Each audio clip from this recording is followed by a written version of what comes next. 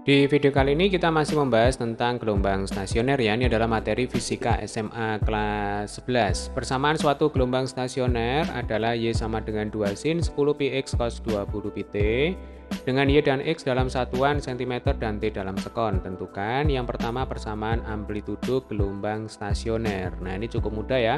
Langsung aja yang di bagian depan ini adalah jawabannya ya. Jadi amplitudo gelombang stasionernya adalah 2 sin 10 px ya. Jadi X itu adalah jarak titik terhadap sumber asal getaran.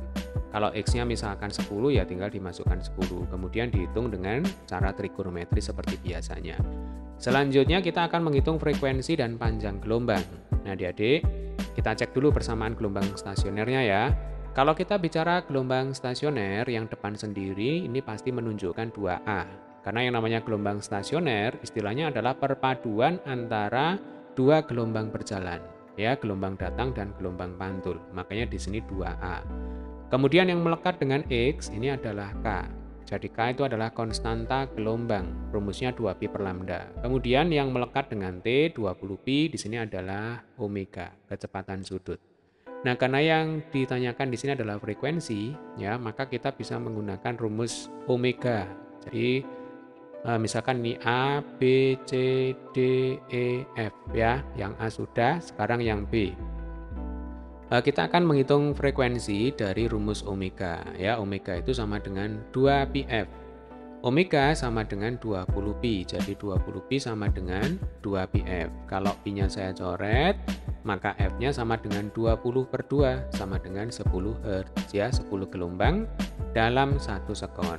Selanjutnya kita akan menghitung panjang gelombang. Panjang gelombang itu lambda, ya, ada di K. Karena yang namanya K itu sama dengan 2pi dibagi lambda. Dari persamaan kita tahu K sama dengan 10pi. Ya, kita masukkan ke sini 10pi. Ini sama dengan 2pi per lambda. Pi-nya bisa dicoret. Maka lambda sama dengan 2 per 10 sama dengan 0,2 cm. Ya, di sini menyesuaikan satuan dari Y dan X ya, di sini dinyatakan dalam cm. Sampai sini bisa dipahami. Oke, kita lanjutkan ke soal berikutnya yaitu menghitung cepat rambat. Cepat rambat V rumusnya adalah lambda kali F ya. Lambdanya 0,2, F-nya 10, berarti cepat rambatnya sama dengan 2 cm per sekon. Sekarang kita akan menghitung jarak perut kedua dari ujung pantul. Nah, ini soal yang D ya. Untuk menentukan jarak perut dan jarak simpul, kita akan menggunakan metode gambar. Ini jauh lebih mudah. Nah, prinsipnya adalah kita tentukan dulu ini gelombang stasioner ujung bebas atau ujung terikat. Ya, masih ingat cara mudah untuk menentukan ujung bebas, ujung terikat? Jadi patokannya ada di Kx. Yang melekat dengan Kx ini sin atau cos ya.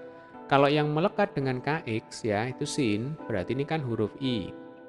Berarti kita ingat kalau huruf I adalah ujung terikat. Nah, seperti ini cara mudahnya. Terikat. Nah, sama-sama huruf I ya. Di tengah-tengah ini huruf I.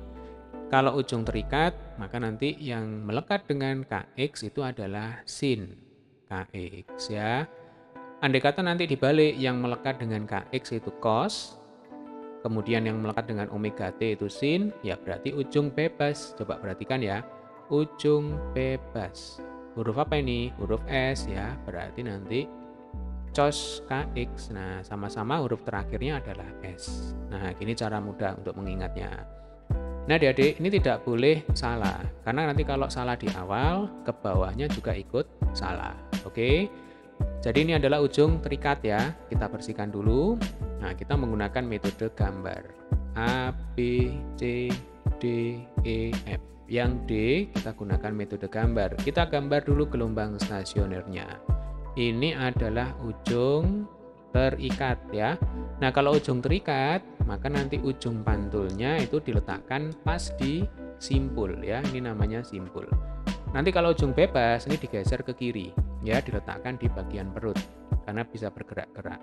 Kalau ujung terikat, namanya terikat berarti dia tidak bisa bergerak, terbentuk simpul ya. Yang ditanyakan di sini adalah perut kedua.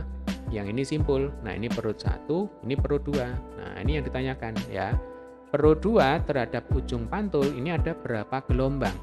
Ya, ini ada 3/4 gelombang. Ya, ini setengah gelombang, yang ini 1/4 gelombang.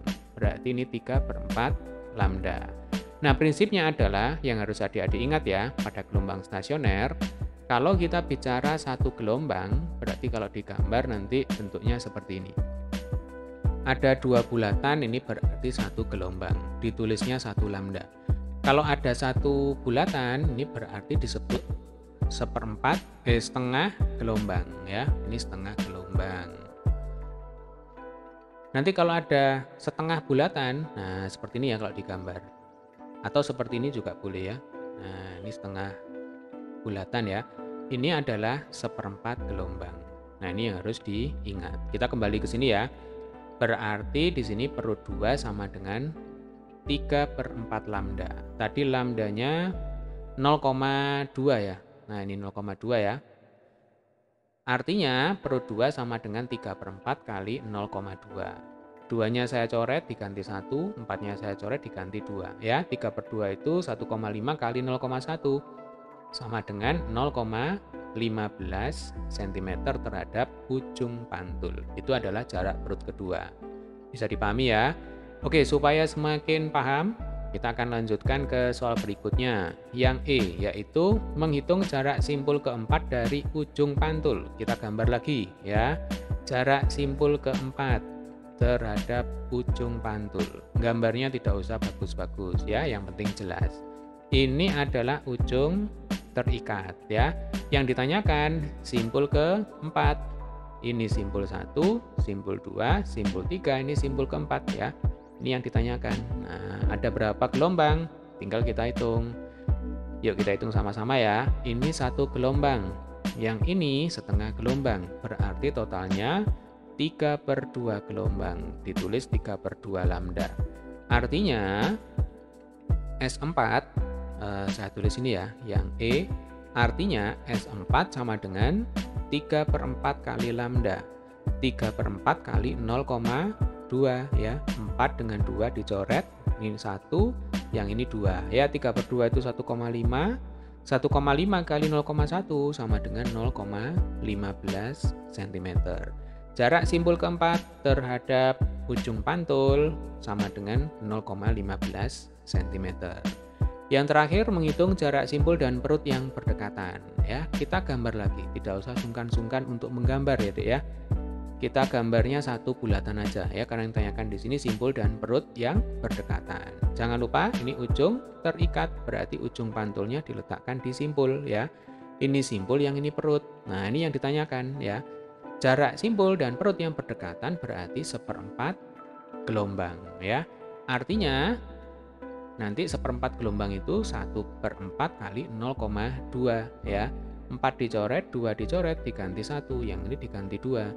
1/2 0,5 kali 0,1, jawabannya berapa? 0,05 cm. Artinya jarak simpul dan perut yang berdekatan sama dengan 0,05 cm. Oke ya, semoga bermanfaat. Jangan lupa subscribe, dan jika kalian suka dengan video ini, klik like ya, dan silakan bagikan video ini sebanyak-banyaknya ke teman-teman kalian. Terima kasih telah menyaksikan video ini hingga selesai. Sampai ketemu di video pembahasan soal selanjutnya.